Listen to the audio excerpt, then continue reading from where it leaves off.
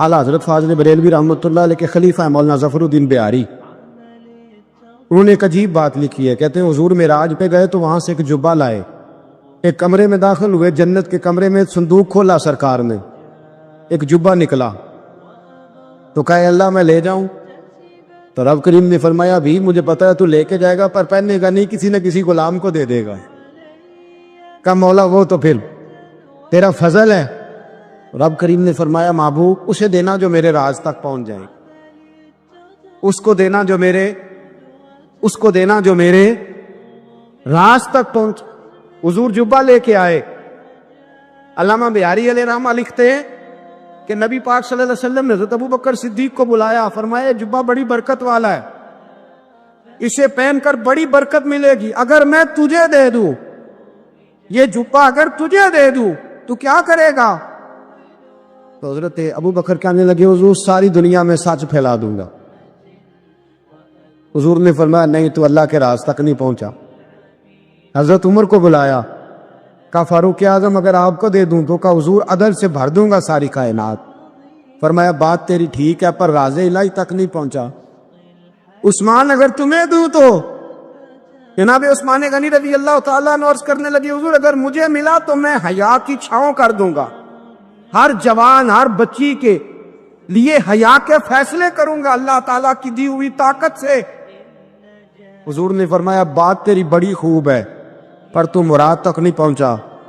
میرے رسول نے مولا علی کو بلایا، پاس بٹھایا، فرمایا علی اگر یہ جبہ تجھے دوں تو کیا کرے گا؟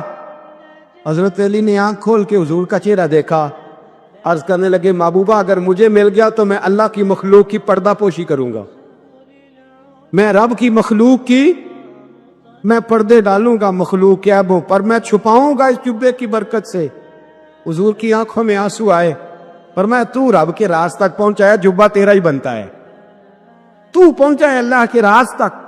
میرے حبیب کریم سید عالم صلی اللہ علیہ وسلم کی خدمت میں کچھ لوگ آئے کہ حضور علی نے سختی کی ہے ہم پر، شیر خدا نے سختی کی ہے، بعض جنگ کے موقع پر کہیں سپہ سالار بنے ہوں گے یا جو معاملہ تھا سختی کی ہے. کہتے حضور کی بارگاہ میں لفظ کہے تو نبی پاک ناراض ہو گئے. فرمایا تمہیں پتا ہے علی کون ہے؟ حضور کون ہے؟ فرمایا علی منی وانا من العلی، علی مجھ سے ہے میں علی میں سے ہوں، علی مجھ سے ہے اور میں علی میں سے ہوں. تمہیں اس کا پتہ ہے؟ میرے حبیب پاک سید عالم صلی اللہ علیہ وسلم نے بڑا پیار. اب یہاں علی علی کہنے والے ایک تو وہ طبقہ ہے ملنگوں کا جن کا میں نے رونا شروع میں رویا ہے اور ہم روتے ہی رہتے ہیں، اللہ کرے ان لوگوں کا صفایا ہی ہو جائے، آمین تو کہہ دیں. اور ایک وہ طبقہ ہے اللہ خیر کرے جو حضرت علی کا نام لیتے ہیں تو باقی تین کو پوچھتے ہی نہیں. حضرت علی بیٹھے تھے، حضرت ابو بکر صدیق آ گئے تو دیکھ کے مسکرانے لگے. تو مولا علی شیر خدا کہنے لگے ابو بکر ہنستے کیوں ہو؟ کہ حضور نے فرمایا تھا قیامت کے دن علی جنت کی ٹکٹیں تقسیم کرے گا. کہنے لگے لگتا ہے حضور نے تمہیں پوری بات نہیں بتائی. تو ابو بکر کہنے لگے پوری بات کیا ہے؟ فرمانے لگے مجھے نبی پاک نے کہا تھا علی جنت کی ٹکٹ اس کو دینا جو ابو بکر سے محبت کرے، اس کو ٹکٹ دینی ہے جو ابو بکر صدیق سے محبت کرے، اس کو ٹکٹ دینا جنت کی. ان لوگوں کا پیار، ان کی وفا. اور پھر عجیب لوگ چکر ہے، لوگ کہتے ہیں حضرت علی کے حق پہ قبضہ ہو گیا، علی کو اتنا کمزور نہ سمجھو، شیر خدا کو اتنا، اگر حسین ابن علی نہیں قبضہ کرنے دیتے یزید جیسے ظالم کو تو علی المرتضیٰ شیر خدا کے سامنے کو ٹک سکتا ہے؟ حضرت علی شیر خدا مشیر رہے جناب صدیق اکبر کے، وفادار رہے حضرت فاروق اعظم کی، اور پھر حضرت علی رضی اللہ تعالیٰ عنہ محافظ رہے حضرت عثمان غنی کے، وہ رسول اللہ صلی اللہ علیہ وسلم. اور سنو ایک عجیب بات لکھی ہے بزرگوں نے، کہتے ہیں بدر یا احد میں ایک جنگ میں ایسا بھی ہوا کہ کپڑا نہیں ملتا تھا جھنڈا بنانے کے لیے، تو حضرت عائشہ کی ایک پرانی چادر تھی اس کا جھنڈا بنایا گیا. تو جھنڈا سب سے پہلے مولا علی شیر خدا نے اٹھایا. حضرت عائشہ صدیقہ کے ساتھ پیار مولا علی شیر خدا رضی اللہ تعالیٰ عنہ. حضرت علی فرماتے 10 سال کی عمر میں میں اپنے رسول کے ساتھ نکلا. آج بڑی بڑی کوٹھیاں پیروں کی، علماء کی، اور جو زیادہ علی علی پکارتے ہیں وہ ذکر کرنے کے زیادہ پیسے اکٹھے کرتے ہیں. وہ بیچتے پھرتے ہیں ذکر اہل بیت، بکتا پھرتا ہے، اور اس قدر زیادہ ظلم کرتے ہیں کہ اہل بیت کا نام لے کر صحابہ کرام علی رضوان پہ تان کرتے، رسول اللہ صلی اللہ علیہ وسلم کے غلاموں پہ معاذ اللہ تان کرتے. سنو، مرحب مقابلے میں آیا، مرحب. حضرت علی رضی اللہ تعالیٰ عنہ فرماتے 1000 کے مقابلے میں وہ لڑا کرتا تھا، میرے مقابلے میں آیا تو کہنے لگا بھتیجے تجھے پتہ ہے میں مرحب ہوں، میں مرحب ہوں، تجھے پتہ ہے کیسے مقابلہ کرو گے، تمہیں پتہ ہے؟ حضرت علی کہنے لگے مجھے تیرا نہیں پتا، مجھے تو اپنا پتا ہے. کعب کون ہے؟ فرمانے لگے انا اسد اللہ و رسولہ، مجھے پتا ہے کہ میں خدا کا بھی شعر ہوں، محمد مصطفیٰ کا بھی شعر ہوں. تم مقابلے میں تو آ، میدان لگے گا تو پتہ چلے گا. جب میدان لگا تو حضرت علی نے ایک ضرب لگائی تلوار کی، زیادہ نہیں، ایک ضرب لگائی. ایک ضرب لگائی تو کہتے ہیں اس کا سر بھی کاٹا، گردن بھی کاٹی، وجود بھی کاٹا، اور اتنی زور سے تلوار ماری کہ اس کے گھوڑے کے بھی 2 ٹکڑے ہو گئے. حضور نے کیا فرمایا؟ علی کی تلوار کا ایک بار دان میں، ایک بار علی کی تلوار کا، فرمایا 2 جہاں میں اگر سارے لوگ نفل عبادتیں کرے تو علی کو اللہ پھر بھی زیادہ درجہ عطا فرمائے گا. ساری دنیا کی عبادتوں سے زیادہ درجہ لے گیا ایک تلوار چلا، ایک تلوار چلا. اور جب خیبر کا دن آیا، کئی دفعہ صحابہ کہے فتح نہیں ہوئی، میرے رسول نے فرمایا سویرے میں جھنڈا دوں گا اور جس کو دوں گا اسے اللہ فتح دے گا. حضرت سیدنا ابو ہریرہ کہتے ہیں میں نے کان میں پوچھا، میں نے کہا حضور وہ کون ہے اس کو آپ جھنڈا دیں گے؟ چلے مجھے کان میں بتا دے وہ کون ہے.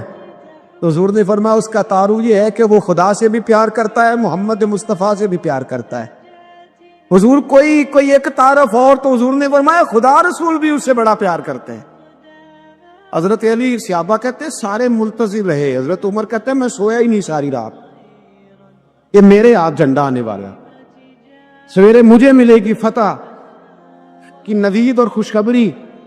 فرماتے ہیں میں سویا ہی نہیں. حضرت علی سے پوچھا آپ کدھر تھے؟ جناب علی شیر خدا رضی اللہ تعالیٰ عنہ فرماتے ہیں میں تو اپنے کمرے میں سو رہا تھا، میری تو آنکھوں میں تکلیف تھی، میں سویا ہوا تھا. پتہ کیا بنا؟ کوئی آیا لے کے چلا گیا، کوئی عمر بھر بھی نہ پا سکا. میرے مولا تم سے گلا نہیں، یہ تو اپنا اپنا نصیب. حضور سید عالم صلی اللہ علیہ وسلم نے فرمایا این علی ابن ابی طالب، علی ابن ابی طالب کو بلاؤ. حضرت علی رضی اللہ تعالیٰ عنہ آئے تو آنکھوں کے اوپر ہاتھ رکھے ہوئے کہ یا رسول اللہ میری آنکھوں میں درد ہے. فرمایا ہاتھ پیچھے کر، اللہ نے تیرے ہاتھ پہ فتح لکھ دی ہے، پیچھے کر ہاتھ. حضرت علی کہتے حضور نے لعاب دہن لگایا میری آنکھوں پہ، مجھے پہلے سے بھی زیادہ بہتر نظر آنا شروع ہو گئے. حضرت علی شیر خدا، ایک ہاتھ میں تلوار، ایک ہاتھ میں 40 گز اونچا تھا خیبر کا دروازہ اور 40 گز چوڑا تھا. حضرت علی شیر خدا کہتے ہیں میں اللہ اکبر کے نعرے لگاتا میدان میں گیا، اللہ اکبر کے نعرے. میں رسول اللہ کا بھیجا گیا تو میں شان سے گیا کہ میں نے سیدھے ہاتھ میں تلوار کی، الٹے ہاتھ سے پکڑ کے میں نے 2-3 دفعہ دروازے کو ہلایا اور اللہ اکبر کہہ کہ جب میں نے پھینکا تو 40 گز دور جا کے گرا. 40. حضرت علی نے نا کوفے میں دعوت کی لوگوں کی، جب آپ امیر المومنین تھے دعوت کی، سب لوگ آئے. ایک نوجوان آیا جس نے چھوڑا سنا تھا پر حضرت علی کو دیکھا نہیں تھا، اور حضور نے فرمایا نظر الی وجہ علی عبادہ، میرے علی کا چہرہ دیکھنا بھی عبادت ہے. تو ایک صحابی نے کہا حضور جو نہ دیکھ سکے، فرمایا ذکر علی عبادہ، ان کے لیے علی کا ذکر کرنا عبادت ہے، علی کا تذکرہ کرنا بھی ان کے لیے عبادت.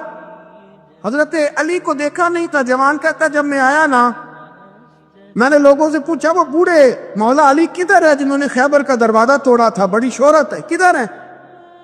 کہتے حضرت علی سامنے بیٹھے تھے. مجھے کسی نے کہا وہ بیٹھے ہوئے. میں گیا تو حضرت علی اخروٹ کھا رہے تھے، تو پورا زور لگا رہے ہیں تو اخروٹ کوئی نہیں ٹوٹتا، پورا زور، 2-3 دفعہ کبھی اس دانت میں کبھی اس دانت میں، ٹوٹتا ہی نہیں۔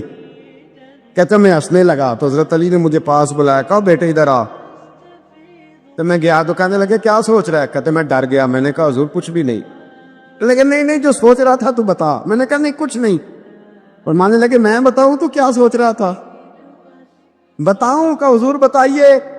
آپ فرمانے لگے تو سوچ رہا تھا بابے سے اخروٹ تو ٹوٹتا نہیں، خیبر کیسے توڑ دیا تھا؟ تو سوچ رہا تھا کہ اس سے اخروٹ تو ٹوٹتا نہیں تو خیبر کیسے توڑا تھا؟ فرماتے ہیں میں نے کہا میں یہی سوچ رہا تھا۔ یہ عرض کیا نا تو فرماتے ہیں شیر خدا کا رنگ ہی بدل گیا۔ پہلے مسکرا رہے تھے پھر انداز بدل گیا۔ انہوں نے اپنے منہ سے وہ جو اخروٹ لگا تھا جھاڑا، ہاتھ یوں جھاڑے، امامہ سیدھا کیا اور فرماتے ہیں شیر خدا بن کے بیٹھ گئے۔ کہنے لگے بیٹے اخروٹ کو چھوڑ، کوئی خیبر آ تو لا، میں ابھی بھی توڑنے کو تیار ہوں۔ خیبر کوئی ہے تو لا، میں ابھی بھی توڑنے کو۔ دیواریں ہلتی رہتی ہیں اور در کانپ جاتا ہے، علی کا نام سن کے اب بھی خیبر کانپ جاتا ہے۔ میں تو اس کو چھوڑ اخروٹ کو تو لا۔ کہتے ہیں میں نے کیفیت دیکھی تو حضرت علی کا تو رنگ ہی بدل گیا۔ میں نے کہا واقعہ یہ توڑ ڈالیں گے، یہ خیبر آج بھی یہ توڑ ڈالیں گے، کیفیت ہی بدل گئی۔ فرماتے ہیں شیر خدا مسکرائے، آنے لگے بیٹا ڈر نہ، مسئلہ سمجھ۔ کہا حضور کیا ہے؟ آپ فرمانے لگے اخروٹ میں جسم کی قوت سے توڑ رہا ہوں اور خیبر میں نے اپنے ایمان کی قوت سے توڑا تھا۔ میرے ایمان میں آج بھی بڑی قوت ہے، آج بھی اگر کفر للکارے گا، آج بھی اگر دین کا دشمن للکارے گا، علی کا جذبہ جہاد آج بھی بڑا جوان ہے۔ میں نے پہلے بھی ایک دفعہ عرض کیا تھا، ایک بزرگ مجھ سے کہنے لگے کہ آپ دعا کرے میرے بیٹوں کو اللہ نرمی عطا کر دے۔ وہ بولتے نہیں ٹھیک، ان کا لب و لہجہ صحیح نہیں ہے۔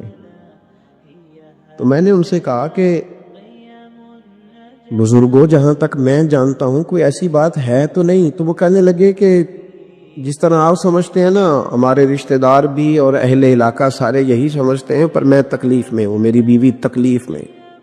میں نے کہا کہ پھر آپ یہ اتنی زیادہ پردہ پوشی کس بات کی؟ تو وہ کہنے لگے کہ ڈرتا ہوں، اگر لوگوں کے سامنے ہم بات کرتے ہیں تو لوگ کہتے ہیں کہ تم نے تربیت نہیں صحیح کی، اگر میں بات کرتا ہوں تو لوگ مجھ پہ شک کرتے ہیں، کہتے ہیں تو نے رزق نہیں صحیح کھلایا۔ تو میں درد میں رہتا ہوں، کپڑا اٹھاؤں گا تو میرا اپنا بدن برہنہ ہو جائے گا۔ یار وہ کتنی تکلیف میں ہے باپ جو اپنے سگے بیٹے سے بات نہیں کرتا کہ پتہ نہیں کہاں سے بولے گا، کیا جواب دے گا میری بات کا، یعنی ڈرتا ہے، سہما ہوا رہتا ہے۔ ادھر دیکھیں میری طرف کیا کہہ رہا ہوں، یہ نوجوان ذرا غور کریں، ان لفظوں کی تکلیف محسوس کریں کہ اماں کہتی ہے کہ بھئی میں نہیں اس سے بات کرتی، اس لیے کہ وہ بڑے سخت جملے کہتا ہے، مجھ سے نہیں سہے جاتے، کوئی اور بات کرے۔ یعنی جس کی ماں بھی اس سے بات کرتے ہوئے ڈرے، کو نہیں سمجھ آئی آپ کو میری بات کی، جس کا والد بھی اس سے بات کرتے ہوئے سہم جائے، اور وہ بندہ کہے کہ میں نے تو MBA کیا ہوا ہے، میں تو معاشرے میں جانا پہچانا جاتا ہوں، اللہ کا شکر ہے جی اللہ نے بڑی عزت دی ہوئی ہے، وہ یہ لفظ کہے تو اسے شرم آنی چاہیے۔ جس کے استاد بھی اسے کام بتاتے ہوئے ڈرے کہ بدتمیز ہے، نہیں کرے گا کہ نہیں۔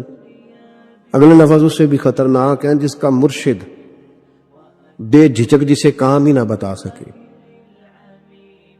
اور اس کو کام کہنے چھوڑ دے، جس کے حوالے سے لوگ خاموش ہو جائیں کہ بس مطلب کیا ضرورت ہے، جب اس پہ بات بوجھ بنے گی تو اس شخص کو پھر سوچنا چاہیے نا کہ وہ زندگی کس لیے گزار رہا، اس کا پھر انداز کیا ہے۔ بزرگ جن کی وجہ سے تکلیف میں ہو، آزمائش میں ہو، درد میں ہو، اور یار جو آدمی نیک ہو رب فرماتا ہے اس کا تو میں حیا کرتا ہوں، اللہ کہتا ہے اس کی تو میں قدر کرتا ہوں، میں اس کی۔ دیکھیں نا میرے نبی کریم صلی اللہ علیہ وسلم نے فرمایا جب سفید داڑھی والا شخص قبر میں جاتا ہے، یہ ترمذی کی حدیث ہے، تو رب کریم فرماتا ہے فرشتوں اسے عذاب نہ دینا، مجھے حیا آتی ہے، یہ سفید بال لے کے آ گیا۔ تو جس کی اللہ حیا کرے اس کی میں نہ کروں، اس کی نوجوان نہ کرے، اس کا سیان، جس کی اللہ حیا کرے اس کی ہم حیا ہی نہ کریں، ہمارا لب و لہجہ خطرناک اور خوفناک حد تک چلا جائے، ہمیں ڈھب اور سلیقہ ہی نہ ہو، ہم کہیں او گرم خون ہے جی ذرا احتیاط سے بات کرنا، کیا معنی ہوا اس بات کا؟ گرم خون اور ہوتا ہے اور بے ادبی والا خون اور ہوتا ہے، ان دونوں میں فرق ہوتا ہے۔ حضرت سعد بن معاذ رضی اللہ تعالیٰ عنہ نبی پاک صلی اللہ علیہ وسلم کے پاس آئے تو ان کے قبیلے کے کچھ نوجوان بھی وہاں بیٹھے تھے۔ حضرت سعد بن معاذ ان میں سے بوڑھے تھے، بزرگ تھے، اور جب وہ آئے تو وہ نوجوان بیٹھے رہے۔ نبی کریم صلی اللہ تعالیٰ علیہ وآلہ وسلم نے پہلے ان نوجوانوں کو دیکھا، جناب کے ساتھ کچھ دیر رہے اور چلے گئے تو اللہ کے رسول علیہ السلام نے فرمایا تمہارے قبیلے کا بڑا تھا، تم نے اٹھ کے استقبال ہی نہیں کیا، تم نے توجہ ہی نہیں کی، تم نے اعزاز ہی نہیں دیا، تم نے یہ خیال نہیں کیا کہ ایک بڑا آیا ہے، تم نے اس کو تکلیف دی۔ اعزاز، اکرام، بھائی کیا حرج ہوتا ہے تھوڑا سا اگر کسی بزرگ کو جگہ آگے دے دی جائے؟ اس میں کیا فرق پڑتا ہے کہ اگر آپ کسی لائن میں لگے ہوئے ہیں تو کسی بوڑھے کو کہیں کہ جناب بابا جی آپ آ جائیں؟ وہ میرے بھائی کون سا وجود کا کوئی حصہ ٹوٹ جاتا ہے اگر کسی ضعیف کو، کسی بوڑھے کو یہ کہا جائے کہ آپ لائن سے نکل جائیں اور یہ بل مجھے دے دے میں جمع کرا دیتا ہوں؟ کیا تکلیف ہوتی؟ ہمارے ہاں تو بوڑھوں کی چارپائیاں گھر میں اب علیحدہ رہتی ہیں، الگ رہتی۔ بیٹا اے سی والے کمرے سے نکلتا ہے اور وضاحت دیتا ہے ہر آنے جانے والوں کو کہ ابا جی کی ہڈیاں درد کرتی ہیں لہذا وہ اے سی والے کمرے میں رہنا پسند نہیں کرتے۔ تو میں تو کہتا ہوں کہ یہ وضاحت آپ کو کیوں دینی پڑی؟ یہ بات تو ابا جی کو کرنی چاہیے تھی۔ یہ وضاحت جو آپ نے دی ہے یہ تو ابا جی کے دینے والی وضاحت تھی، آپ نے کیوں دی؟ ابا جی کے لیے اس طرح کا کمرہ ہے گھر میں جس طرح کا سٹور ہوتا ہے نا پرانے کپڑے رکھنے والا، وہ کمرہ ہے۔ حدیث سنانے لگا ہوں، اللہ کرے آپ کو یاد رہ جائے، اللہ کرے آپ کو یاد رہے۔ مشکات کی حدیث ہے، بڑے خوبصورت لفظ ہیں۔ میرے نبی کریم علیہ الصلوۃ والسلام نے فرمایا رب جو تمہیں روزی دیتا ہے نا یہ تمہارے ضعیفوں کی برکت سے دیتا ہے۔ وہ جو 90 سال کی اماں گھر میں ضعیف پڑی ہے نا اسے سکریب کا مال نہ سمجھنا، تیرے اوپر جو خدا کا کرم برس رہا ہے تو اس بوڑھی کی وجہ سے برس رہا ہے، اس بوڑھی کی وجہ سے برس رہا ہے۔ اور نبی کریم علیہ الصلوۃ والسلام نے ارشاد فرمایا سن اور یاد رکھ، فرمایا رب تم سے ناراض ہوتا ہے، وہ بارشیں روکنا چاہتا ہے، تمہیں قحط میں مبتلا کرنا چاہتا ہے، لیکن تمہارے ضعیفوں کے سبب تمہیں بارشیں عطا کر دیتا ہے، تمہارے کمزوروں کے۔ اس کمزور سے کوئی بیمار بھی مراد لیا جا سکتا ہے، عورت اور بچی بھی مراد لی جا سکتی ہے، بوڑھے لوگ بھی مراد لیے ہیں شارحین حدیث نے، ان کے سبب سے اللہ تم پر بارشیں برساتا ہے۔ تو جو تیرے لیے ذریعہ بخشش ہیں، جو تیرے گھر میں رزق آنے کا سبب ہے، ان کی باتیں تو لگتی ہیں بری، ان کو تو حکا دے کونے میں بٹھا دیا۔ اور اگر کبھی دل کرے تو تعارف کراتے ہیں آنے والے مہمانوں سے کہ یہ ابا جی ہیں، اس سے زیادہ کوئی ان کا گھر میں کردار نظر نہیں آتا۔ یہ ظلم ہے، یہ زیادتی ہے، ہم سے جو کمیاں رہ گئیں۔ پتہ ہے اللہ تعالیٰ نے توبہ کا دروازہ ہر وقت کھلا رکھا ہے، اور فرمایا لا تقنطوا من رحمت اللہ، تم نے مایوس نہیں ہونا، ان اللہ یغفر الذنوب جمیعا، اللہ تمہارے سارے گناہ ہی معاف کر دے۔ کرنے کا کام یہ ہے کہ چلو آج سے ہی صحیح، چلو ابھی سے صحیح۔ بہت ضعیف العمری میں بڑھاپے میں آ کے بھی لوگوں نے خیر کا رستہ اختیار کیا تو اللہ کی رحمت نے آگے بڑھ کے استقبال کیا۔ چلیں کسی وقت بھی، کیا کہتے ہیں، صبح کا بھولا شام کو گھر آ جائے تو بھولا، چلو گھر تو پہنچ گیا ہے نا، اپنے گھر آ گیا، اب کہاں بھولا ہے؟ تو اپنی کوتاہیاں، اپنی غلطیاں، برے بندے نو لبن ٹریا جگ تے ملیا نہ کوئی، اپنے اندر چاتی پائی تے میتھوں برا نہ کوئی، اپنی کمزوریاں تلاش کریں، ان کے لیے اپنے آپ کو کٹہرے میں کھڑا کریں، اپنے آپ سے سوال جواب کریں، اپنے ساتھ گفتگو کریں۔ میں نے اپنی زندگی میں کچھ ایسے لوگوں کو دیکھا، کچھ ایسی شخصیات سے میرا پالا پڑا، وہ بڑے لوگ تھے، عظیم لوگ تھے، لیکن ان کے پاس بیٹھ کر اندازہ ہوا کہ وہ جو ہے نا وہ اپنے آپ کو نہیں سمجھتے، وہ جو ہیں وہ نہیں. حضرت یہ شیخ سعدی رحمۃ اللہ نے لکھا ہے کہ ایک بزرگ خانہ کعبہ میں حج کے موقع پر گئے ہوئے تھے تو کہتے ہیں خیمے میں سویا تھا تو کسی کے تڑپ کے رونے کی آواز آئی, یا اللہ مہربانی کرنا قیامت میں رسوا نہ کرنا. تو کہتے ہیں میں تو تسلی دینے کے لیے اٹھ کے باہر گیا کہ پتہ کروں کون ہے, اور جب میری جا کے ملاقات ہوئی تو میرے پیروں تلے زمین نکل گئی, یہ تو بغداد کے عبد القادر جیلانی ہے. آپ کسی بھی شخص کو پڑھ لیں گے, جو آج کل دعوے ہیں نا لوگوں کے میں یوں کر دیتا ہوں تو میں یہ, ہمارے بزرگوں کے یہ دعوے وہ جہاں بھی ملیں گے رب کے عاجز بندے ملیں گے, وہ جہاں بھی میسر آئیں گے وہ اللہ کے عاجز بندے ہو کے ہی میسر آئیں. احساس ان کے دلوں سے اپنی کمزوریوں کا کبھی گیا؟ ہمارے اندر یہ احساس نہیں. بڑھوتری کا احساس. لوگوں سے ملاقاتیں ہم کرتے ہیں تو ہم یہ تھوڑی چاہتے ہیں کہ ہم ان سے کچھ حاصل کریں. ہم تو بڑی ساری جگہوں پہ اپنا آپ دکھانے بتانے کے لیے پہنچتے ہیں. اپنی زندگی میں اپنی غلطیوں کو ڈھونڈے. وہ جس کا بیٹا اس کے سامنے تلخ بولتا ہے اور پھر رات کو وہ بستر میں منہ دے کے روتا ہے, وہ کیوں نہیں مان لیتا کہ اس سے غلطیاں ہوئی ہیں؟ وہ ایک دفعہ اپنے بستر میں منہ دے کے یہ کیوں نہیں سوچتا کہ کبھی اس کے ابا جی بھی کہا کرتے تھے بیٹا میں تیری طرف سے تکلیف میں. کیوں نہیں تسلیم کرنے کو تیار کہ میں اسے کسی کے سپرد کر کے نا تو چچا کے ساتھ اسکول چلا جا اور میں دوستوں کے ساتھ کھانے کھانے چلا گیا, میں نے اپنے بچوں کو وقت ہی نہیں دیا. یہ کوتاہیاں ہم کب تسلیم کریں گے؟ چھوٹا آدمی ہوں اور کمزور ہوں, کوئی ایسی بات نہیں کرنا چاہتا, لیکن میرا دل کرتا ہے ادب سے عرض کروں کہ دین کے دعوے کرنے والوں تم سے غلطیاں ہوئی, منبر و محراب کے وارثوں تم سے کوتاہیاں ہوئی ہیں. مسند ارشاد پر بیٹھ کر پیری مریدی اور اچھے اسباق پڑھانے والوں تم سے خطائیں ہو گئی ہیں. تم نے قوم کو جس تعویذ گنڈے پہ لگایا تھا, تم نے قوم کو جو چیزیں خود سے سکھائی تھیں, تم نے کیوں نہیں بتایا کہ ہم تو ناقل ہیں, اللہ کے عاجز بندے ہیں, قرآن و سنت پڑھیں گے اور تمہیں سنا دیا کریں. ہم تو صرف ناقل ہیں, یہاں سے نقل کر کے تم تک پہنچانے والے. ہم تو تمہیں خیر بتائیں گے, اللہ کی بارگاہ کا رستہ دکھائیں. تم نے کیوں نہیں اس کو سمجھا؟ ہم اپنی کوتاہیاں کب قبول کریں گے؟ ساری غلطیاں سیاستدانوں کی تو نہیں ہوتی.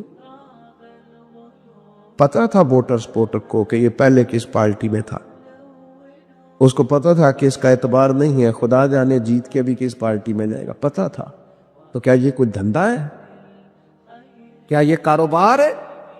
کیا آپ جانتے بوجھتے ہوئے اپنے ہاتھ سے زہر کھائیں اور بعد میں کہیں کہ میری انتڑیاں کٹ کے باہر آ رہی ہیں, تو جب کھایا تھا تو یہ تو ہوگا سارا کچھ. ہمارے کچھ دوست ہیں محبت کے ساتھ رمضان میں کچھ اپنی بساط کے مطابق جو ہمیں نظر آتا ہے کہ یہ ہمارے جاننے والوں میں کوئی غریب آدمی ہے, تو بڑی معمولی سی چھوٹی سی خدمت ہم کرنے کی کوشش کرتے ہیں. تو میں یہ 1-2 دن پہلے عصر کی نماز کے لیے سیڑھیاں چڑھ رہا تھا مسجد کی, تو ایک بوڑھے نے مجھے آواز دے کے کہا حضرت جی السلام علیکم. اور پھر غریب آدمی تو وہ بات بھی کرتا ہے تو اس کے لفظ بھی کانپتے ہیں. میں نے کہا کیا آپ کو پریشانی ہے؟ کہنے لگے جڑا رمضان چ راشن لبدا ہے پہلے نہیں لب سکتا. تو میں ان کا بازو تھام کے ان کو کونے پہ لے گیا. میں نے کہا پریشان ہو, منہ کے آنسو بے اختیار ٹپ کے کہنے لگے منڈے دی کل 40,000 تنخواہ ہے تے 34,000 گیس دا بل آ گیا. اب یہ ہے کہ اس کو مینج کرنا. اقبال نے کہا تھا تو خالق و مالک ہے مگر تیرے جہاں میں, اللہ کی بارگاہ میں کہا مالک تو قادر و عادل ہے مگر تیرے جہاں میں ہے تلخ بہت بندہ مزدور کے اوقات. اللہ تیری حکمتیں ہیں, تو ہی بہتر جانتا ہے, ضرور کوئی حکمت ہوگی, لیکن بعض لوگ تکلیف میں کیسے مینج کریں؟ کیوں نہیں اپنی غلطیاں مانتے؟ ہم نے غلط لوگوں کو سپورٹیں کی ہیں. ہم نے بھائی یہ دیکھا ہے کہ وہ میرے گھر آیا ہے, مجھے بھی چودھری مانتا ہے چھوٹا سا, لہذا پیچھے لگ گئے. کون اشک شوئی کرے؟ اور پھر یہ تو میں نے ایک مثال دی ہے نا, یہ جانے کس کس کے ساتھ یہ معاملہ ہے اور کس کس انداز میں یہ معاملہ ہے. میرے عزیز, اعتراف جرم, اپنی غلطی کا احساس یہ نعمت اگر ہمیں میسر آئے، کسی بھی سیاسی جماعت کا کوئی آدمی بھی ٹی وی پر آتا ہے اور وہ جب انٹرویوز دینے شروع کرتے ہیں تو کیا ہر پارٹی کا سربراہ معاذ اللہ معصوم ہے؟ ان سے غلطیاں نہیں ہوتی؟ کیوں نہیں آپ اعتراف کرتے کہ یہاں ہمارا لیڈر بھی بولتا ہے، خطا کرتا ہے؟ کیوں آپ اخلاقی جرت کا مظاہرہ نہیں کرتے؟ آپ اس طرح دفاع کرتے ہیں کہ جیسے اس میں کوئی کمی ہے ہی نہیں۔ ہمارے اساتذہ فرمایا کرتے تھے خدا بننے کا شوق نہ پیدا کرو، انسان رہو۔ رب نے تمہیں انسان بنایا، وہ تمہیں انسان دیکھنا ہی پسند فرماتا ہے۔ یہ کیا تم نے دعوے شروع کر دیے؟ غلطی کوئی نہیں ہوتی، یہ کیسے ہو سکتا ہے وہ غلط فیصلہ کرے؟ آپ مانیں، بندے کی توبہ اللہ کب قبول کرتا ہے؟ مشکات میں حدیث ہے سیدہ عائشہ صدیقہ سے، حضور فرماتے ان العبد اذا اعترف، یہ لفظ ہے سرکار کے، اس پر غور کی، فرمایا بے شک جب بندہ اعتراف جرم کرتا ہے رب کی بارگاہ میں بیٹھ کے، وہ مان جاتا ہے یا اللہ یہ مجھ سے بھول ہو گئی، میں نفس کے ہاتھوں مجبور ہو گیا، یہ مجھ سے غلطی ہو گئی، شیطان نے ان العبد اذا اعترف، بے شک جب وہ رب کی بارگاہ میں اعتراف جرم کرے، ثم تاب، پھر توبہ کرے، تو تاب اللہ علیہ، اللہ فوراً اس کی توبہ کو قبول فرما لیتا ہے۔ لیکن وہ اعتراف جرم ہی نہ کرے، وہ اپنی خطائیں ہی تلاش نہ کرے، وہ کسی جگہ ماننے کو تیار نہ ہو۔ اعتراف کرنا یہ اعلیٰ درجے کے لوگوں کا کام ہو، مان جانا یہ بلندی اخلاق والے لوگوں۔ ہم سے کوتاہیاں ہو گئی، میں آپ کی خدمت میں ادب سے عرض کروں گا، زندگی میں بہت ساری چیزوں سے پرہیز بڑا ہی ضروری ہے، اس لیے اپنی ذات کے طواف سے پرہیز بھی بڑا ہی ضروری ہے۔ اپنی ذات میں الجھ کے زندگی نہیں گزار، میں سمجھدار ہوں، میں بڑا سمارٹ ہوں، اور دیکھو میری تدبیر سے میرا نظام بڑا اچھا چل رہا ہے، میری حکمتیں بڑی کامیاب جا رہی ہیں، دیکھو میں نے جو سوچا تھا اس کے مطابق منصوبہ بندی ٹھیک ہے، میں کئی لوگوں پر سبقت لے جا چکا ہوں، میں آگے بڑھ چکا ہوں۔ یہ ذات کا طواف ہے۔ اپنی ذات کے طواف سے نیچے اتر کر سوچ لیں اور دو چیزیں اپنے ذہن میں بٹھا لیں، طے کر لیں، زندگی روحانیت کی طرف بڑھنے لگی۔ ایک یہ چیز اپنی ذہن میں بٹھا لیں کہ میرے اندر زندگی میں جو کمیاں کمزوریاں رہ گئیں وہ میری وجہ سے ہیں، اور اگر کوئی خیر ملی ہے تو وہ محض اللہ کے فضل کی وجہ سے، میری طاقت کے سبب کچھ نہیں ہے، محض فضل الہی۔ یہ دو چیزیں جب بندے میں پیدا ہوتی ہیں تو اس کی روحانیت مضبوط ہوتی، ورنہ تو اپنی ذات کے چنگل سے لوگ آزاد ہی نہیں ہوتے۔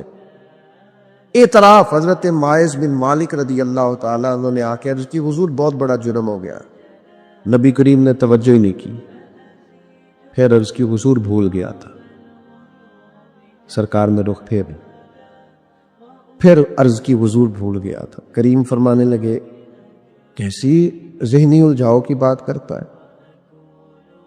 پھر فرمایا دیکھو محسوس کرو، ہوش میں تو ہے؟ عرض کی حضور مہربانی کرتے، یہ جو احساس ندامت ہے سونے نہیں دیتا، کرم نوازی کرے۔ یعنی ایک شخصیت حاضر بارگاہ ہوئی ہے، عرض کی حضور جرم ہو گیا بہت بڑا، سرکار نے توجہ ہٹائی، پھر عرض کی حضور بھول گیا تھا، خطا ہو گئی، پھر توجہ ہٹائی، عرض کی حضور اگر میرے لیے طہارت کا سامان نہ کیا گیا تو میں بہت بڑے نقصان میں چلا جاؤں گا، کرم نوازی کر دی جائے۔ فرمایا دیکھو لوگوں ہوش میں تو ہے؟ یا رسول اللہ بالکل ہوش میں۔ نبی کریم علیہ الصلوۃ والسلام نے فرمایا لے جاؤ سنسار کرو، پتھر مارے گئے، سنسار کیا گیا،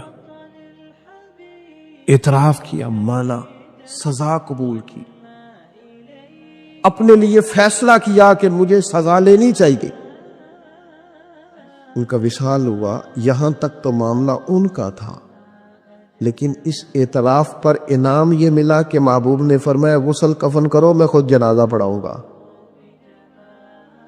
نبی رحمت علیہ السلام نے امامت فرمائی، میرے مرنے پہ ہر سو شور مچ جائے گا، دیکھو گے، اور کہنے الوداع سرکار خود تشریف لائیں گے۔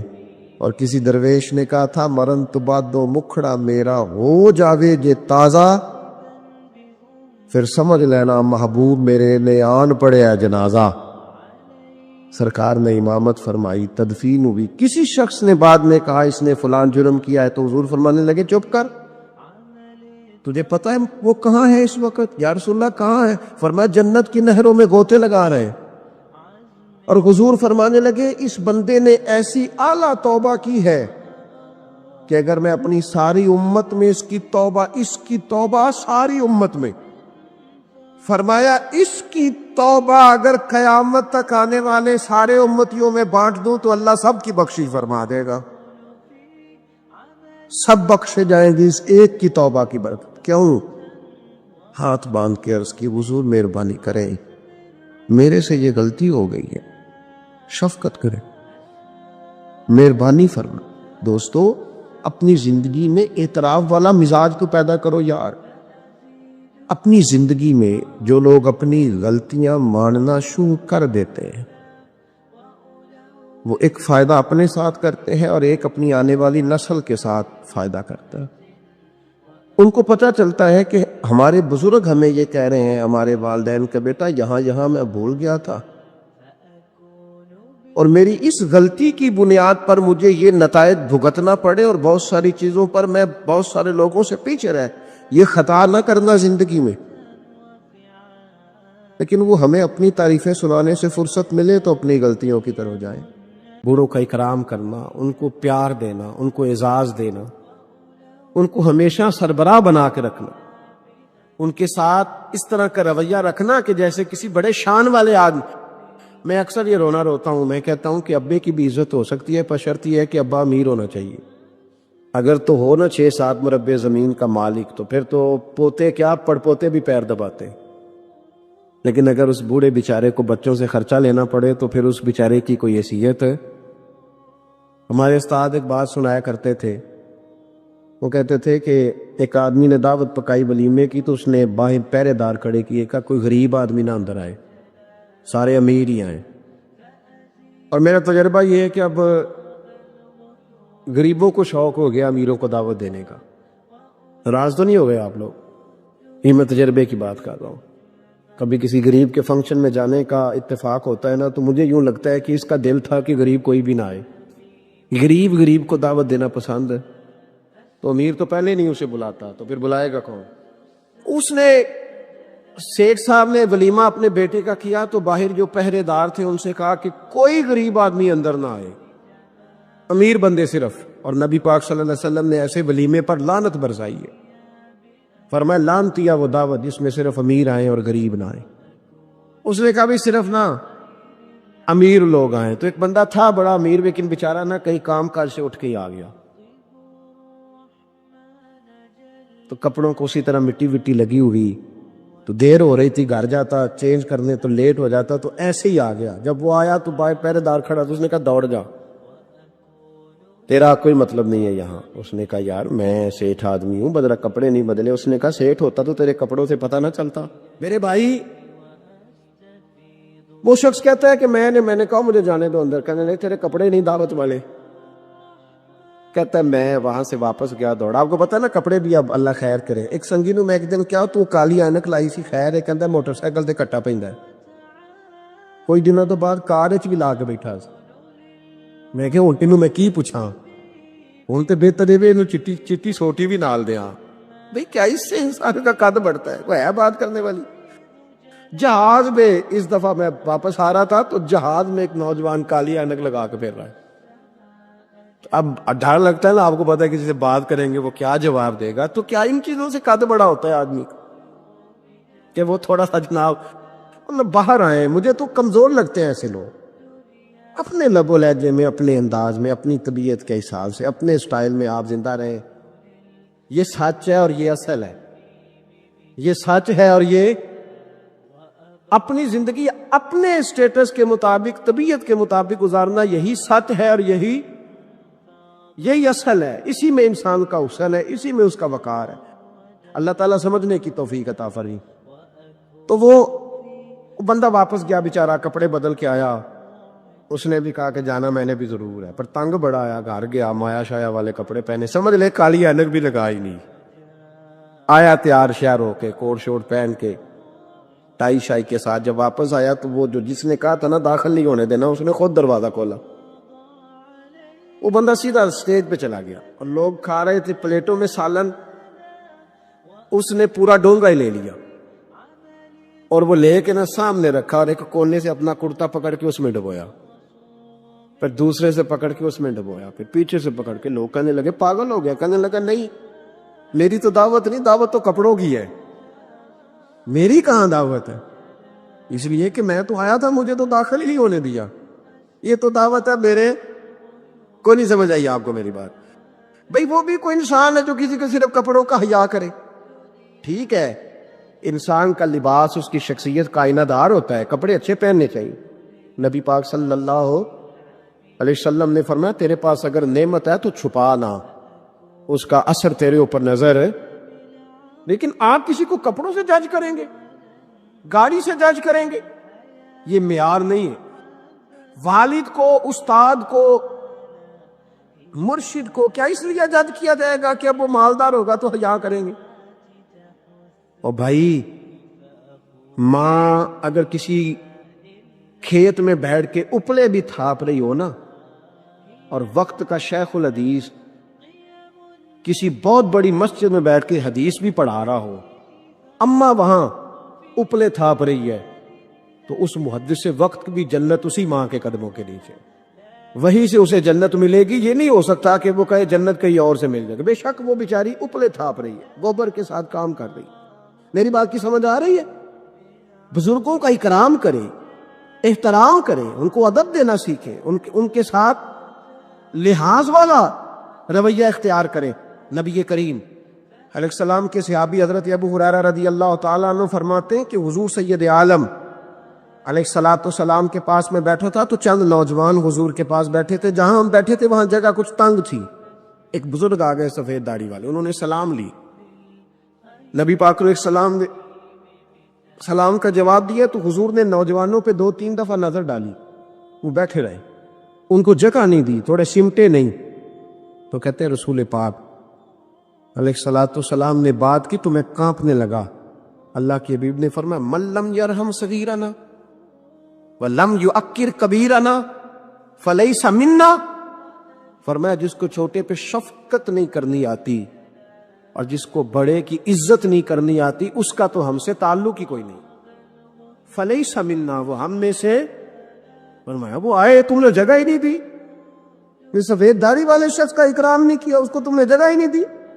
اور ہم لوگ یہ سمجھتے ہیں، یہ نوجوان یہ سمجھتے ہیں کہ ہم نے کون سا بوڑھے ہونا ہے، ہم نے کون سا بوڑھے ہونا، ہم نے تو سدا جوان ہی رہنا۔ ایک کلرک نے نا ایک دفعہ کسی بہت بڑے رائٹر کو کہہ کہ اپنے نام سمیت، اس نے کہا تھا میرا نام، ایڈریس، فون نمبر سمیت یہ بات اپنے کالم میں درج کر دو۔ اس نے کہا کہ میں کلرک تھا، تنخواہیں وغیرہ دیتا تھا کسی بینک میں یا کسی ایسے ادارے میں ملازم تھا جہاں میں وہ چیزیں دیا کر، تو کہتے ہیں کہ میں وہاں یہ کام کرتا تھا تو بوڑھے لوگ، آپ کو پتہ ضعیف لوگ آتے ہیں بیچارے پینشن لینے، کسی بچے کی منت کرتے ہیں، وہ لے کے جاتا ہے، بابا جی کو یہ بھی نہیں پتہ انگوٹھا کہاں لگانا ہے، فارم کیسے فل کرنا ہے۔ تو یہ سرکاری عہدوں پہ بیٹھے لوگ معاذ اللہ تنگ ہوتے ہیں اور کئی دفعہ غلط جملے استعمال کرتے ہیں۔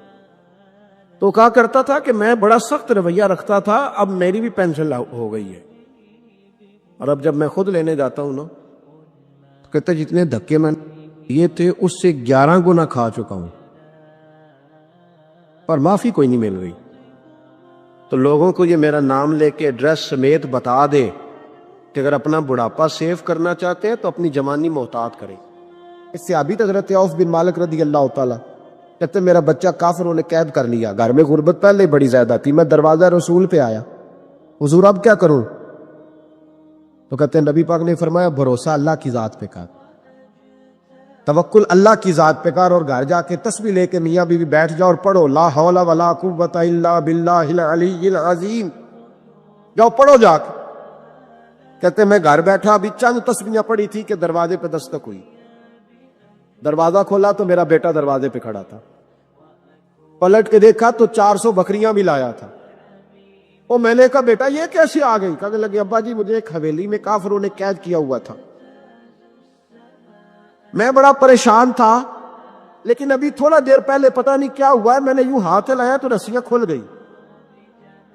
باہر نکلا ہوں تو 2-3 بندوں پہ نیند کا ایسا غلبہ تھا کہ بے ہوش ہو کے گرے ہوئے تھے. 400 بکریاں بھی تھی, میں نے دروازہ کھولا, بکریاں میرے ساتھ دوڑنے لگ گئی ہیں. تو میں 400 بکری بھی لے آیا ہوں, پلٹ پلٹ کے دیکھتا رہا ہوں, پر میلوں کا سفر ہوا وہ آئے ہی نہیں. تو والد کہنے لگے بیٹا چلو پہلے مصطفیٰ کریم سے جا کے پوچھ لیں, دیکھیں کیسے مالی مسئلے حل ہوتے. حضور سے جا کے پوچھے کہ ہمارے لیے جائز بھی ہے کہ نہیں. کہتے ہیں دروازہ رسول پہ جا کے ہم کھڑے ہوئے تھے کہ نبی پاک نے فرمایا دیکھا رب کریم کا فضل, دیکھا, فرمایا تیرا بیٹا بھی آ گیا, تیری غربت کا بھی حل ہو گیا ہے, یہ کافر کا مال ہے, اسے مال غنیمت سمجھ کے استعمال کر, تیرا ہی ہے. امام قرطبی نے لکھا ہے حضرت انس بن مالک رضی اللہ تعالیٰ عنہ کہتے ایک شخص حضور کی بارگاہ میں آیا, کہا یا رسول اللہ صلی اللہ علیہ وسلم غربت بڑی ہے, بڑا دکھی ہوں, بڑا پریشان ہوں. تو حضور نے وظیفہ بتایا, فرمایا جب بھی گھر جاؤ نا گھر والوں کو سلام کہنی ہے. اور نبی پاک صلی اللہ علیہ وسلم نے فرمایا جب بھی گھر جا السلام علیکم کہے اور 3 دفعہ سورۃ اخلاص پڑھ دے. اور سورت بھی وہ بتائی جو سب کو آتی ہے, قل هو اللہ احد اللہ الصمد لم یلد ولم یولد ولم یکن لہ کفوا احد. 3 دفعہ یہ پڑھ دے. صحابی بڑے سیانے تھے, بڑے مسئلے حل کرتے تھے ہمارے, فٹافٹ بول پڑے وہ صحابی, کہنے لگے حضور میری تو چھوٹی سی فیملی ہے, کئی دفعہ بچے گھر نہیں ہوتے, ننھیال گئے ہوتے ہیں, تو پھر کیا کروں؟ حضور نے فرمایا جب گھر میں کوئی نہ ہو تو اپنے نبی پہ درود و سلام پڑھ دینا, تیرے نبی کا کرم تو تیرے گھر میں ہوگا نا. حضرت انس بن مالک رضی اللہ تعالیٰ عنہ فرماتے ہیں کہ ہم انتظار میں تھے کہ بندہ واپس آئے اور رزلٹ بتائے. کہتے ہیں وہ کچھ دنوں کے بعد واپس آئے تو عجیب بات کی انہوں نے. ہمسایوں سے کئی دفعہ بندے کی نہیں نہ اتنی بنتی, اور کئی دفعہ لگتا ہے کہ میرا ہاتھ اوپر ہی رہ جائے کہیں مجھ سے تگڑے نہ ہو جائے. کہتے ہیں وہ آئے, نبی پاک صلی اللہ علیہ وسلم نے کہا کیا حال ہے تیرا؟ تو عرض کرنے لگے یا رسول اللہ صلی اللہ علیہ وسلم وظیفہ تو میں نے اپنے لیے پوچھا تھا اور میرے تو ہمسائے بھی امیر ہو گئے. حضور تو میں نے اپنے لیے پوچھا تھا اور میرے دائیں بائیں والے لوگوں کو بڑی برکت ہوئی ہے. تو میرے محبوب مسکرانے لگے. حضور فرمانے لگے گویا برکتیں تیرے گھر میں جب برسی ہیں تو چھن چھن کے ان کا فیض اللہ نے تیرے ہمسایوں کو بھی عطا فرمائے.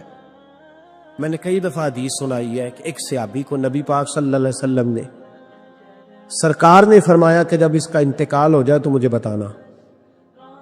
صحابی بھی نوجوان تھے, 14-15 سال عمر تھی.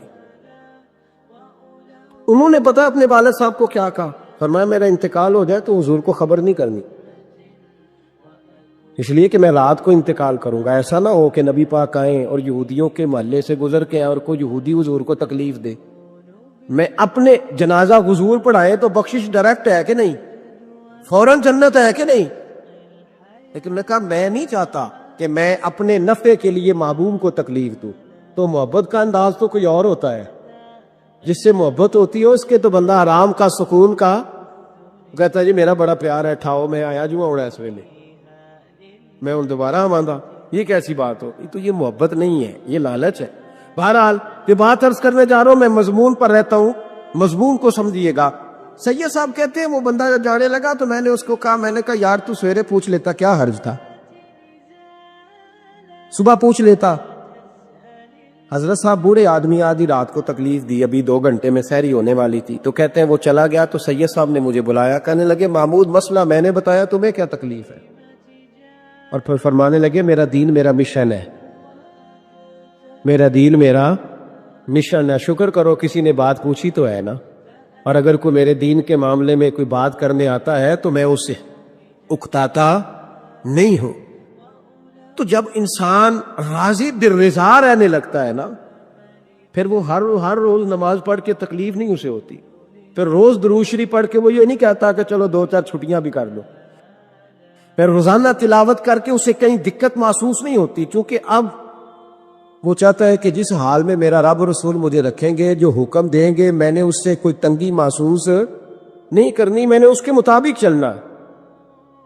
اور قرآن مجید نے ایک نیا انداز اختیار کیا سورہ مائدہ کے اندر، اس کی آیت نمبر 119 ہے۔ اللہ کریم نے فرمایا رضی اللہ عنہم ورضوا عنہ، صحابہ کی بات ہو رہی ہے، فرمایا وہ اللہ سے راضی ہے اور اللہ ان سے راضی ہے۔ حضرت سیدنا موسیٰ علیہ السلام نے عرض کی کوہ طور پہ جا کے، مولا میری قوم پوچھتی ہے کہ کوئی ایسا کام بتا جو ہم کریں تو تو ہم سے راضی ہو جائے۔ حضرت موسیٰ کی قوم کا خیال تھا کہ تہجد کا حکم آئے گا تو پڑھیں گے، صدقات کا حکم آئے گا تو دیں گے، جہاد کی بات ہوگی تو کریں گے۔ کچھ جو نیک لوگ تھے ان میں سے انہوں نے یہ پیغام دیا کہ مالک ہمیں بتائے کہ وہ کس کام پہ راضی ہوتا ہے، ہم وہ کام کریں تاکہ اللہ ہم سے راضی ہو جائے۔ حضرت موسیٰ کلیم کہتے ہیں میں نے عرض کی مولا میری قوم پوچھتی ہے کہ کون سا ایسا کام کریں کہ تو راضی ہو جائے، تو رب کریم نے ارشاد فرمایا موسیٰ کہتے میرا خیال تھا کوئی لسٹ ملے گی، لیکن مالک نے ایک جملہ کہا، ایک جملہ، اور تفسیروں کے دریا بہا دیے۔ عرش کے مالک نے فرمایا موسیٰ ان سے کہو جا کے کہ وہ مجھ سے راضی ہو جائے، میں ان سے راضی ہو جاؤں گا، مجھ سے راضی ہو جائے۔ بندے اللہ سے راضی ہی نہیں راضی ہوتے۔ امام غزالی سے کسی نے پوچھا تھا، امام غزالی سے، کہ حضور اللہ کا بندے سے راضی ہونا کمال ہے یا بندے کا اللہ سے راضی ہونا کمال ہے؟ تو امام غزالی مسکرائے، فرمانے لگے رب تو بڑا ہی مہربان ہے، وہ تو بڑی جلدی راضی ہو جاتا ہے، وہ تو مسجد میں آ کے توبہ کرے تو اللہ راضی، کسی یتیم کے سر پہ ہاتھ پھیرو تو اللہ راضی، وہ تو کسی اندھے کو رستہ دکھایا تو اللہ راضی ہو گیا، وہ تو طوائف نے کتے کو پانی پلایا تو اللہ۔ امام صاحب فرمانے لگے یہ بندہ ہے جو اللہ سے راضی نہیں ہوتا، جس کے پاس اولاد نہیں وہ کہتا ہے چلو ایک بیٹی مل جائے تو میں راضی ہوں، بیٹی مل گئی تو کہتا اب ایک بیٹا بھی ملے تو پھر راضی ہوں، پھر کہتا ہے یہ دونوں اچھی تعلیم حاصل کر لے تو پھر میں راضی ہوں، پھر کہتا ہے یہ بہت زیادہ پیسے کمائے تو پھر میں راضی ہوں۔ بہرحال راضی ہوتا، لیکن جو راضی ہو جاتا ہے نا، اللہ اکبر، جو اللہ سے راضی سکھی بڑا رہتا ہے، سکون میں بڑا رہتا ہے، مطمئن بڑا رہتا ہے، جو سمجھ لیتا ہے نا کہ جو میرے رب نے بہتر سمجھا وہ میرے اللہ نے مجھے۔ میں کبھی کبھی سوچتا ہوں کہ یار حضرت بلال حبشی نے کوئی عہدہ نہیں مانگا ساری زندگی، انہوں نے نہیں کہا مجھے بھی ایک صوبے کا گورنر بناؤ میری بھی خدمات ہے، مجھے بھی وزیر خزانہ بناؤ میرا بھی کچھ بنتا ہے۔ ایک دفعہ نہیں کہا سیدنا بلال حبشی رضی اللہ تعالیٰ عنہ کہ میری بھی کوئی ڈیوٹی ایسی ہونی چاہیے کہ مجھے چلو سپہ سالار ہی بنا دیا جائے، ساری زندگی مسجد میں جھاڑو دیا تو اسی پہ راضی رہے، ساری زندگی محبوب کے مہمانوں کا لنگر پکایا تو اسی پہ راضی رہے، ساری زندگی میرے محبوب علیہ السلام کے بچوں کی نوکری کی تو اسی پہ راضی رہے، راضی بالرضا رہے۔ حدیث پاک سنیے، نبی پاک علیہ السلام نے ایک دن صحابہ سے پوچھا کہ تم کیا سمجھتے ہو، اپنے دل کو جب پوچھتے ہو، دل پہ توجہ کرتے ہو تو کیا جانتے ہو؟ تو صحابہ عرض کرنے لگے یا رسول اللہ جب ہم اپنے دل پہ توجہ کرتے ہیں تو ہم سمجھتے ہیں کہ اللہ نے ہمیں ایمان عطا فرمایا ہے۔ تو حضور نے فرمایا تمہارے ایمان کی دلیل کیا ہے؟ ایمان کی کوئی دلیل بھی تو ہوتی ہے نا، ہمارے زمانے میں تو کوئی دلیل نہیں، نماز نہیں پڑھتا پھر بھی میں مسلمان ہوں، روزہ نہیں رکھتا پھر بھی مسلمان، جھوٹ صبح سے شام تک، کہتا خبردار کسی نے مجھے ذرا بھی بات کی سب سے بڑا مسلمان میں ہی ہوں، بددیانتی، دھوکہ، فریب، فرار، لیکن خبردار کسی نے کوئی بات کی سب سے بڑا مفتی میں ہی ہوں۔ جرم سارے پائے جاتے، دلیل کیا ہے بھائی؟ اگر دیکھیں نا، اگر درخت ہے تو دلیل یہ ہے کہ پھل بھی ہے، شاخیں بھی ہیں، لیکن تو صاحب ایمان ہے تو دلیل کیا ہے؟ تو نبی پاک صلی اللہ علیہ وسلم نے صحابہ سے پوچھا کہ تم ایماندار ہو تو دلیل دو۔ تو بڑے خوبصورت تھے میرے محبوب کے تیار کردہ لوگ، عرض کرنے لگے یا رسول اللہ ایمان کی دلیل یہ ہے کہ اگر اللہ ہمیں نعمت دیتا ہے تو ہم شکر ادا کرتے، اگر کبھی مصیبت آتی ہے تو ہم صبر کرتے ہیں، اور یا رسول اللہ ہم اپنے رب کے ہر فیصلے پر راضی ہوتے، ہم اپنے اللہ کے ہر فیصلے پر اب حضور نے رزلٹ کا اعلان کیا تو میرے محبوب فرمانے لگے پھر سنو میں گواہی دیتا ہوں واقعی اللہ نے تمہیں دولت ایمان عطا فرمائی ہوئی. پھر واقعی اللہ نے تمہیں دولت ہے اگر تم اپنے رب پر راضی ہو, اگر تم راضی ہو اس کام پر جس پہ اللہ نے تمہیں رکھا ہوا, اگر تمہیں کسی کو دیکھ کر تکلیف نہیں ہوتی, اگر تم نہ حسد میں جلتے ہو, نہ بغض میں, نہ کینے میں, نہ تکبر میں, نہ احساس کمتری کا شکار ہوتے, اگر تم راضی رہتے ہو کہ میرے مالک نے بہترین زندگی مجھے دی, پھر اس کا مطلب یہ ہے کہ تم صاحب ایمان ہو. ہمارے زمانے میں لوگوں کی وہ تکلیفیں, صبر نہیں ہے, سکون نہیں ہے, بے چینی سی ہے, بے قراری سی ہے, معاشرے میں ایک عجیب سی ہلچل ہے. ہر آدمی سمجھتا ہے کہ وہ سامنے والا جو شخص ہے نا وہ بڑا سکھی ہے اور میں بڑی تکلیف میں ہوں. میں رات اپنے پیر بھائیوں کو سمجھا رہا تھا, میں کہہ رہا تھا یاد رکھنا جس آدمی کا عہدہ بڑا ہوتا ہے نا اس کا زخم بھی بڑا گہرا ہوتا ہے, اس کا زخم بھی بڑا. ہاں وہ کسی شاعر نے, شعر اردو کا ہے اور تھوڑا وقی تھا شاعر بھی, تو بات بھی اس کی تھوڑی وقی ہے. چلیں آپ سیانے لوگ ہیں, آپ کی سمجھ میں آئی جائے گی. اس نے کہا تھا کہ ہجوم غم میں بھی توہین ضبط غم نہ ہوئی, ہجوم غم میں بھی توہین ضبط غم نہ ہوئی, ہم اس احتیاط سے روئے کہ آنکھ نم نہ ہوئی.